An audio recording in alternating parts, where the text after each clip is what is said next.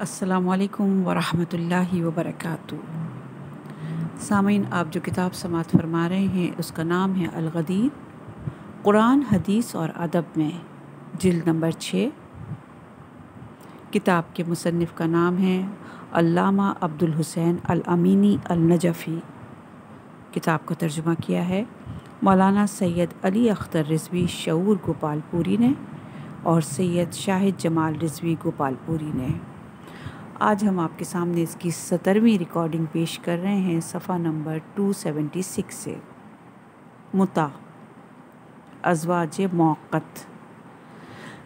جابر بن عبداللہ کا بیان ہے، ہم ایک مشت خرما اور آٹے پر رسول خدا صلی اللہ علیہ وآلہ وسلم، ابوبکر اور چند دنوں تک عمر کے سامنے میں بھی کچھ دنوں کے لیے عورت سے متع کرتے تھے، لیکن عمر بن خطاب نے عمرو بن حریث کو اس کام سے منع کر دیا۔ عروہ بن زبیر سے منقول ہے، خولہ بنت حکیم نے عمر بن خطاب کے پاس آ کر کہا، ربیع بن امیہ نے متع کیا ہے اور اس کی وجہ سے عورت حاملہ ہو چکی ہے۔ یہ سنتے ہی عمر اس حالت میں باہر آئے کہ ان کی ابا غم و غصے سے کھنچی جا رہی تھی۔ انہوں نے کہا، یہ متع ہے، اگر میں اس واقعے سے پہلے اپنی رائے بیان کر دیتا تو اسے سنگسار کر دیتا۔ حکم سے مروی ہے کہ حضرت علی علیہ السلام نے فرمایا، اگر عمر بن خطاب نے متع کی ممانعت نہ کی ہوتی تو صرف شقی اور بدبخت ہی زنا کا مرتکب ہوتا۔ دوسری صورت، لوگوں نے حکم سے متع نساء کی آیت کے بارے میں سوال کیا کہ کیا یہ منسوخ ہو چکی ہے؟ جواب دیا، نہیں، اور حضرت علی علیہ السلام نے فرمایا، اگر عمر متع کی ممانعت نہیں کرتے تو شقی اور زناکار کے علاوہ کوئی اور زنا کا مرتکب نہیں ہوتا۔ ابو جریح نے عطار سے نقل کیا ہے کہ میں نے ابن عباس کو کہتے ہوئے سنا، خدا عمر پر رحم کرے، متع ایسی رحمت تھی جس کے ذریعے سے خداوند عالم نے امت محمد پر باب رحمت وا رکھا تھا۔ اگر عمر اس کی ممانعت نہ کرتے تو کوئی زنا کی طرف مائل نہ ہوتا، مگر لوگوں کی مختصر تعداد، انتہائی پست افراد۔ حافظ عبدالرزاق نے اپنی تصنیف میں ابن جریح سے نقل کیا ہے کہ مجھے ابو زبیر نے جابر کے حوالے سے خبر دی کہ جابر نے کہا، عمرو بن حریث نے کوفہ میں داخل ہو کر ایک کنیز کے ساتھ متع کیا اور وہ حاملہ ہو گئی۔ اس نے اسی حالت میں عمر سے ملاقات کی۔ ان کے اصرار پر اس نے پورا واقعہ بیان کر دیا۔ راوی کا بیان ہے، یہ اس وقت کی بات ہے جب عمر نے اس کی ممانعت کر دی تھی۔ حافظ ابو شبیہ نے نافع سے نقل کیا ہے کہ ابن عمر نے متع کے متعلق سوال کیا گیا، کہا حرام ہے۔ لوگوں نے کہا، ابن عباس اس کے حلال ہونے کا فتویٰ دیتے ہیں۔ یہ سن کر ابن عمر نے کہا، اگر ایسی بات ہے تو انہوں نے عہد عمر میں لب کشائی کیوں نہ کی اور کیوں اپنی زبان کو بند رکھا؟ طبری نے جابر سے نقل کیا ہے کہ لوگ متع انجام دیتے تھے، مگر عمر بن خطاب نے لوگوں کو اس فعل سے منع کر دیا۔ سلیمان بن یسار نے ابو عبداللہ بنت ابی خثیمہ سے نقل کیا ہے کہ ایک شامی اس کے پاس آ کر کہنے لگا، میں اپنی خواہشات سے سخت پریشان ہوں، کسی ایسی عورت کی نشاندہی کرو جس کے ساتھ متع کر سکوں۔ بنت ابی خمیسہ کا بیان ہے، میں نے ایک عورت کی نشاندہی کر دی، اس نے اس کے ساتھ نکاح موقت کیا، چند عادل افراد کو اس پر گواہ بنایا، چنانچہ معینہ مدت تک رہا، پھر واپس چلا گیا۔ اس واقعے سے عمر بن خطاب باخبر ہوئے، میرے پاس آدمی بھیج کر بلوایا اور پوچھا، کیا یہ واقعہ صحیح ہے؟ میں نے کہا، ہاں۔ انہوں نے کہا، اب جب بھی وہ آئے مجھے باخبر کرو۔ جب وہ شخص آیا تو اس نے عمر کو باخبر کر دیا۔ انہوں نے اس سے پوچھا، یہ کام کیوں کیا؟ اس نے کہا، میں نے رسول خدا کے عہد میں کیا، لیکن انہوں نے اس کی ممانعت نہیں کی، یہاں تک کہ ان کی وفات ہو گئی۔ اس کے بعد ابوبکر کے عہد میں بھی یہ فعل انجام دیا اور انہوں نے اس سے منع نہیں کیا، پھر وہ بھی دنیا سے چلے گئے۔ اب آپ کے عہد میں ہوں لیکن ابھی تک آپ سے کسی کی ممانعت کی اطلاع نہیں پہنچی۔ یہ سن کر عمر نے کہا، اس کی قسم جس کی دست قدرت میں میری جان ہے، اگر میری ممانعت کے بعد تم نے یہ فعل انجام دیا تو تمہیں سنگسار کر دوں گا۔ ابن جریر طبری نے حضرت علی سے نقل کیا ہے کہ آپ نے فرمایا، اگر عمر کی ممانعت سبقت حاصل نہ کرتی تو میں متع کا خصوصی حکم دیتا، جس کے بعد صرف بدبخت اور زناکار ہی زنا کا مرتکب ہوتا۔ عطا کا بیان ہے، جابر بن عبداللہ عمرے سے واپس آئے۔ ہم ان کے گھر ملاقات کی غرض سے پہنچے۔ لوگوں نے مختلف سوالات کیے، پھر متع کا ذکر آیا۔ جابر نے کہا، ہم رسول خدا صلی اللہ علیہ وآلہ وسلم ابو بکر کے عہد میں اور عمر کی خلافت کے ابتدائی زمانے میں ایسا کرتے تھے۔ احمد کی عبارت ہے، پھر عمر کی خلافت کا آخری زمانہ آ گیا۔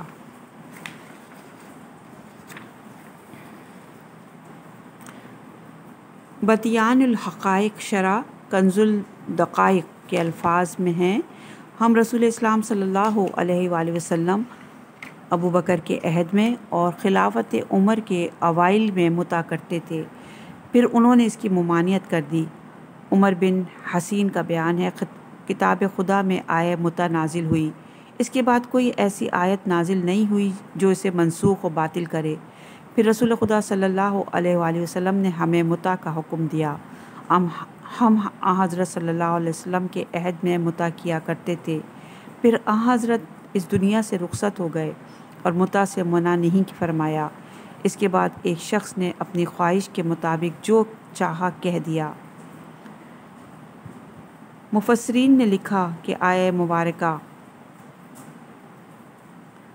جو بھی ان عورتوں سے تمتع کرے ان کی اجرت انہیں بطور فریضہ عطا کرے۔ جن لوگوں نے عقد موقت کو جائز سمجھا ہے انہوں نے اس آیت کو دلیل کے طور پر پیش کیا ہے، اور ان میں سے بعض افراد نے جواز متع کو عمران بن حسین کے حوالے سے نقل کیا ہے۔ نافع نے عبداللہ بن عمر سے روایت کی ہے، لوگوں نے ان سے متع کے متعلق سوال کیا، انہوں نے کہا حرام ہے۔ اگر عمر بن خطاب کسی کو متع کرتے ہوئے پکڑ لیتے تو اسے سنگسار کرنے کا حکم دے دیتے تھے۔ عمر کہتے تھے، اگر متع کو حلال سمجھنے والے شخص کو میرے پاس لایا گیا تو میں اسے ضرور سنگسار کروں گا۔ سبط ابن جوزی نے مرۃ الزماں میں اس روایت کو نقل کیا ہے۔ ابو سعید حضری اور جابر بن عبداللہ انصاری کا بیان ہے کہ ہم خلافت عمر کے اوائل میں متع کیا کرتے تھے، پھر عمر نے عمرو بن حریث کو اس کام سے منع کر دیا۔ ابن رشد نے اسے ہدیۃ المجتہد میں جابر کے حوالے سے نقل کیا ہے۔ ہم رسول خدا صلی اللہ علیہ وآلہ وسلم ابو بکر کے عہد میں اور خلافت عمر کے اوائل میں متع کرتے تھے، پھر عمر نے لوگوں کو اس کام سے منع کر دیا۔ ابو ایوب سے مروی ہے کہ عروہ نے ابن عباس سے کہا، کیا خدا سے ڈر نہیں لگتا کہ متع کی اجازت دیتے ہو اور اسے حلال سمجھتے ہو؟ ابن عباس نے کہا، اے عروہ، جاؤ اپنی ماں سے سوال کرو۔ عروہ نے کہا، لیکن ابو بکر اور عمر نے متع نہیں کیا تھا؟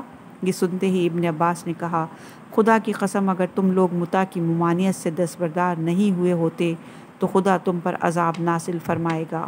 میں تم سے رسول خدا صلی اللہ علیہ وآلہ وسلم کی حدیث بیان کر رہا ہوں اور تم ابو بکر اور عمر کی بات کر رہے ہو۔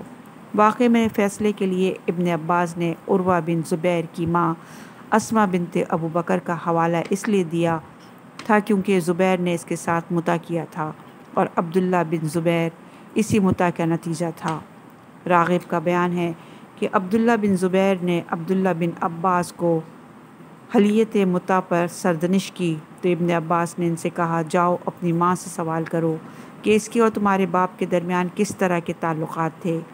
جب اس نے سوال کیا تو جواب میں کہا، میں نے تمہارے باپ سے متع کر کے تمہیں پیدا کیا ہے۔ ابن عباس کے بقول متع کے ذریعے روشن ہونے والا پہلا آتش دان آل زبیر ہے۔ مسلم نے مسلم اشعری سے نقل کیا ہے کہ کہ اس نے کہا میں نے ابن عباس سے حج تمتع کے بارے میں سوال کیا، انہوں نے اس کی اجازت دے دی، لیکن ابن زبیر اس سے منع کرتے تھے۔ یہ سن کر ابن عباس نے کہا اے ابن زبیر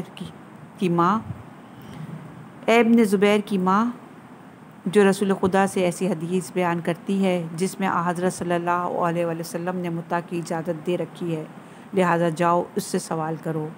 راوی کا بیان ہے وہاں پہنچ کر اس ایک موٹی اندھی عورت سے سابقہ ہوا۔ اس نے کہا رسول خدا صلی اللہ علیہ وآلہ وسلم نے متع کی اجازت دی ہے۔ مسلم نے اس عبارت کو 2 طریق سے نقل کر کے لکھا ہے۔ عبد الرحمن کی حدیث میں متع ہے اور اس نے حج تمتع نہیں کہا ہے، لیکن ابن جعفر کہتے ہیں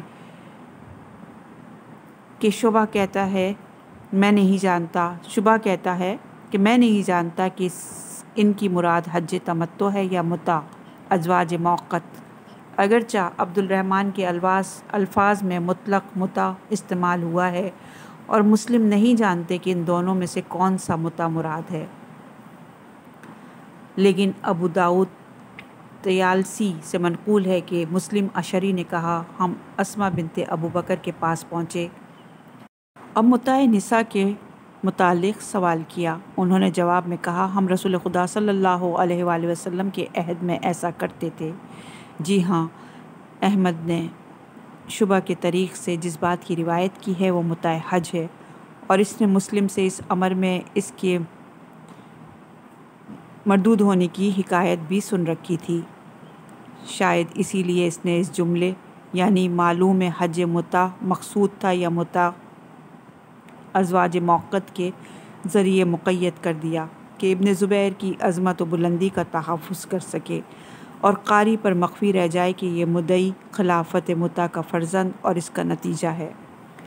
ابن کلبی کا بیان ہے کہ سلمہ بن امیہ بن خلف جمی نے حکیم بن ربیعہ بن اوقس اسلمہ کی کنیز مسلمی کے ساتھ متع کیا اور ایک بچہ پیدا ہوا، لیکن سلمہ نے اس سے صاف انکار کر دیا۔ جب عمر کے کانوں میں یہ بات پہنچی تو انہوں نے متع کی ممانعت کر دی۔ مروی ہے کہ سلمہ نے ایک عورت کے ساتھ متع کیا، جب عمر کو معلوم ہوا تو انہوں نے اس کی ممانعت کی۔ 2 متع، متع حج اور متع نساء۔ ابن نضرہ سے مروی ہے، وہ کہتا ہے جابر بن عبداللہ انصاری کے پاس تھا، ایک شخص ان کے پاس آ کر بولا ابن عباس اور ابن زبیر متع کے سلسلے میں اختلاف نظر رکھتے ہیں۔ یہ سن کر جابر نے کہا ہم دونوں نے متع کو رسول خدا کے عہد میں انجام دیا ہے۔ اس کے بعد عمر نے اس کی ممانعت کر دی، پھر ہم نے اس کی تکرار نہیں کی۔ دوسری صورت ابی نضرہ کا بیان ہے کہ میں نے جابر سے کہا ابن زبیر متع کی ممانعت کرتے ہیں اور ابن عباس اس کا حکم دیتے ہیں۔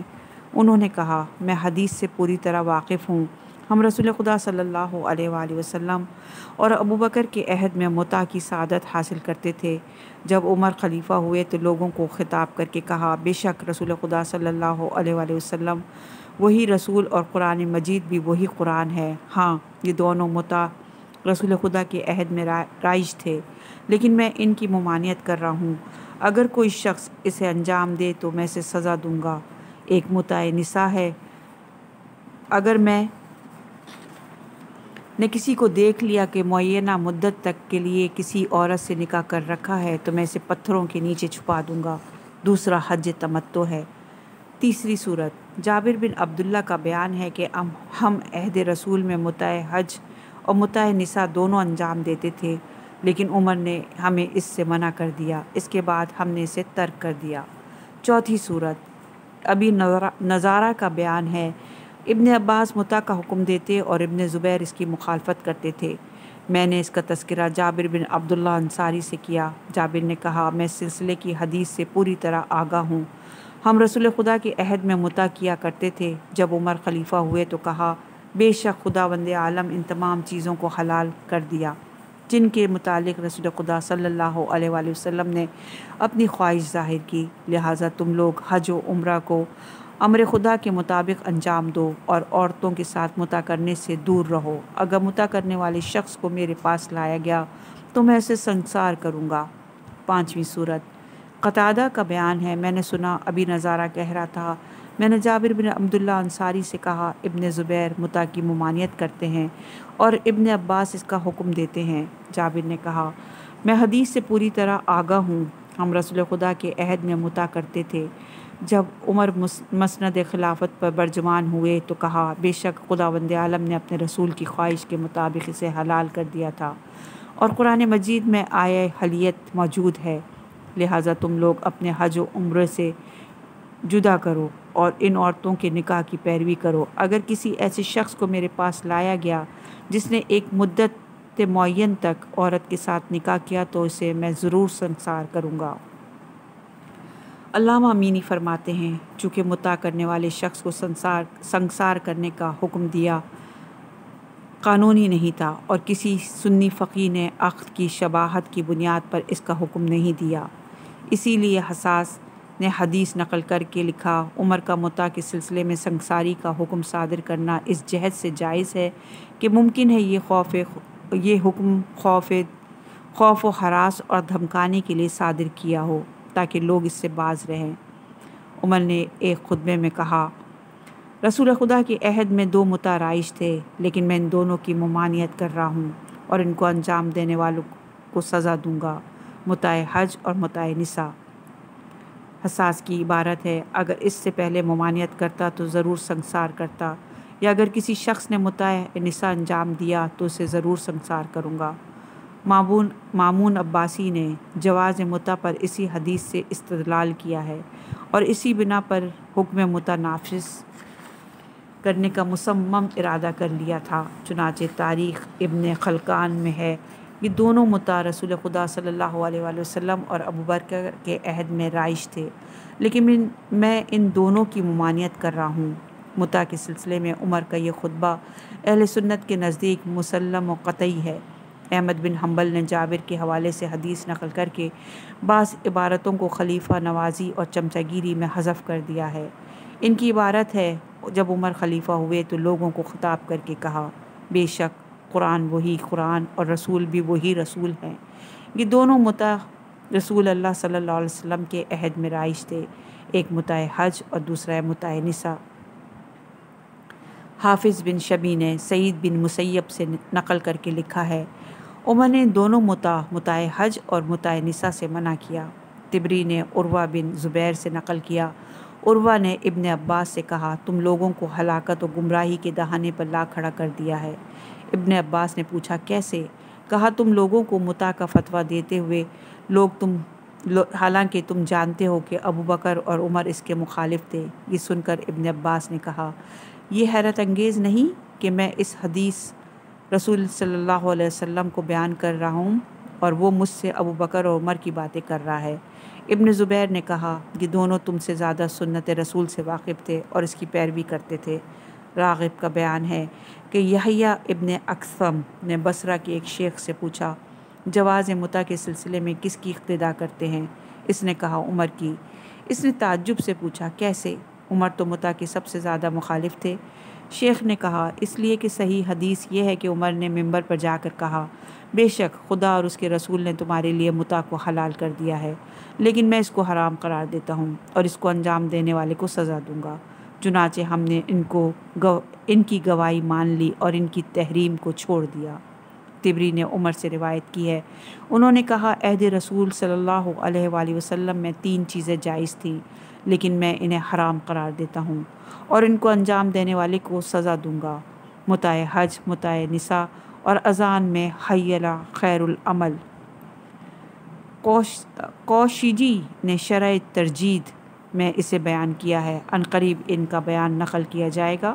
شیخ علی بیاض نے اپنی کتاب صراط مستقیم میں اس کی حکایت کی ہے۔ یہ دونوں مطاع سے متعلق احادیث اور روایات کے کچھ نمونے تھے جن میں حسن اور موثق روایات کی تعداد 40 سے زیادہ ہے۔ یہ روایتیں اس بات پر دلالت کر رہی ہیں کہ دونوں مطاع اس سلسلے میں نازل شدہ آیات اور سنت رسول کے مطابق رسول خدا کے زمانے میں رائج تھے اور عمر ہی وہ پہلے انسان ہیں جنہوں نے اسے حرام قرار دیا ہے۔ قرمانی کا بیان ہے مطاع کو حرام قرار دینے والے پہلے شخص عمر تھے۔ دونوں مطاع پر ایک نظر۔ یہ تا متاع حج اور متاع نساء کے بارے میں احادیث اور روایات کا مختصر خاکہ۔ چنانچہ آپ خود ملاحظہ کر سکتے ہیں کہ رسول خدا صلی اللہ علیہ وآلہ وسلم کے زمانے میں قرآن و سنت کے اعتبار سے ان دونوں کی قانونی حیثیت ثابت کرنے کے لیے یہ روایات کافی ہیں، لیکن اس کے علاوہ بہت سی روایات ایسی ہیں جو دونوں متع کے مباح اور حلال ہونے پر دلالت کرتی ہیں۔ ہم نے انہیں اس لیے بیان نہیں کیا کہ اس میں خلیفہ کی ممانعت ممکن تھی۔ خلیفہ کی ممانعت اور دو متع کے سخت ترین مخالفت قرآن و سنت کے نص صریح کے مقابل صرف ان کا مخصوص اجتہاد تھا اور بس۔ حج تمتع، خلیفہ نے اس وقت اس کی ممانعت کی جب انہوں نے اس فعل کو قبیح خیال کیا، یعنی حج کے دوران عورتوں سے آمیزش کرنے کے بعد لوگوں کے سروں سے آب غسل ٹپکے تو یہ ان کی نظر میں مذموم ہے، لیکن خداوند عالم بندوں کی حالت سے زیادہ باخبر ہے۔ رسول خدا صلی اللہ علیہ وآلہ وسلم بھی اس سے پوری طرح آگاہ تھے، اس لیے آپ نے تا روز قیامت قطعی حکم کی حیثیت سے متاع حج کے مباح ہونے کا قانون نافذ کر دیا۔ عمر کی یہ بات صرف ان کا مخصوص استحسان ہے، قرآن و سنت کے مقابلے میں اس کی کوئی اہمیت نہیں۔ اس مقام پر بہت سی بے تکی اور لچر باتیں بیان کی گئیں تاکہ خلیفہ کے اس مخصوص نظریے کی تائید ہو سکے اور لوگوں کو سامنے سے بہتر بنا کر پیش کیا جا سکے، لیکن یہ صرف مصنوعی بہانہ تراشی ہے جو لوگوں کو حق اور حقیقت سے بے نیاز نہیں کر سکتی۔ اس کے علاوہ اگر بغور دیکھا جائے تو معلوم ہوگا کہ یہ باتیں خود خلیفہ کی تصریح کردہ باتوں کی مخالفت ہیں۔ انہی میں سے یہ اقوال ہیں: جس متع سے عمر نے منع کیا وہ اس عمرے کے ذریعے حج کو فسخ کیا گیا جو حج کے بعد انجام دیا جاتا ہے۔ چنانچہ ابن عباس، عمران بن حسین، سعد بن ابی وقاص، محمد بن عبداللہ بن نوفل، ابو موسیٰ اشعری، جن سے مروی صحیح روایات سے اس بات کی تردید ہوتی ہے کہ خلیفہ نے متاع حج سے منع کیا ہے اور حج و عمرہ کو باہمی جمع کر دیا ہے۔ بعض لوگوں کا بیان ہے کہ اس پر خود عمر کی تصریح مروی ہے اور انہوں نے اس کی ممانعت کی علت بھی بیان کر دی ہے کہ میں ڈرتا ہوں کہ لوگ درخت بیت کے سائے میں آمیزش کریں اور اسی حالت میں حج کے لیے جائیں، یا ان کے بقول اگر میں انہیں متع کی اجازت دے دیتا تو وہ ضرور درخت بیت کے سائے میں اپنی عورتوں کے ساتھ آمیزش کرتے، یا ان کے بقول مجھے پسند نہیں کہ لوگ عورتوں کے ساتھ درخت بیت کے سائے میں آمیزش کریں اور پھر اسی حالت میں حج کے لیے جائیں کہ ان کے سروں سے غسل جنابت کا پانی ٹپک رہا ہو۔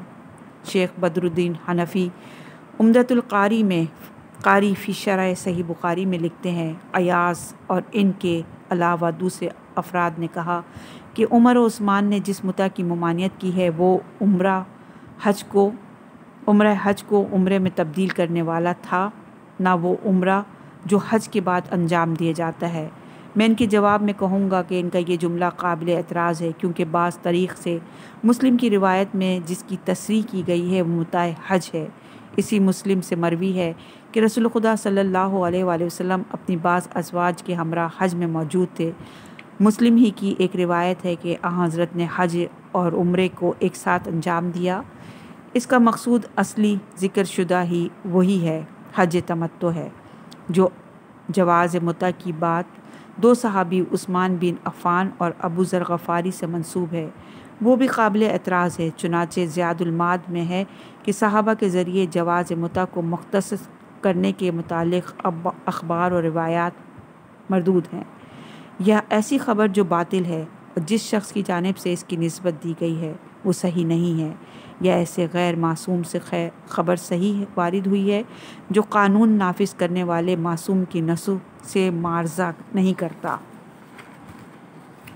اسی لیے صحیح مسلم و بخاری میں ان روایت کے علاوہ سریقہ بن مالک سے مروی ہے کہ اس نے کہا، اے رسول خدا، حج کے دوران متع کرنا صرف اسی سال سے مخصوص ہے یا ہمیشہ کے لیے ہے؟ فرمایا، ہمیشہ کے لیے ہے، ہمیشہ کے لیے۔ ایک دوسری صحیح روایت میں سریقہ سے مروی ہے کہ رسول خدا صلی اللہ علیہ وآلہ وسلم نے خطبے میں فرمایا، جان لو عمرہ حج میں روز قیامت تک کے لیے داخل ہو گیا۔ ایک روایت میں ابن عباس سے مروی ہے، تا روز قیامت عمرہ حج میں داخل ہو گیا۔ ترمذی اس کے بعد لکھتے ہیں اسی باب میں سریقہ بن مالک اور جابر بن عبداللہ ہیں اور اسی حدیث شریف کا